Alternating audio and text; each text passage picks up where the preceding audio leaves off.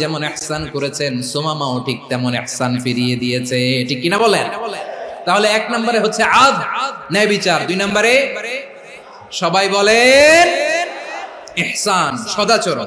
ইহসান দুই ধরনের প্রিয় ভাইরা, ইহসান ফিল ইবাদা, ইহসান ফিল মুআমালা। ইহসান ফিল ইবাদা হচ্ছে একাগ্র অনুভবে ইবাদতে ডুব দেওয়া, এর নাম ইবাদতের ইহসান। সুবহানাল্লাহ পড়ুন। বিশ্বনবী বলেন ইহসান মানে কি জানো নাকি? হাদিসে জিবরিলে সাইয়েদনা জিবরিল আলাইহিস সালাম বিশ্বনবীকে বললেন আখবিরনি আনিল ইহসান, নবী আমাদেরকে বলেন ইহসান মানে কি? বিশ্বনবী বললেন আনতা আবুদাল্লাহা কাআন্নাকা তারাহু ফাইন লাম তাকুন তারাহু ফাইন্নাহু ইয়ারাক। ইহসান মানে হলো এমন ভাবে তুমি আল্লাহর সামনে নিজেকে উজাড় করে ইবাদত করবে, তুমি ভাববে তুমি আল্লাহকে দেখতে পাচ্ছ।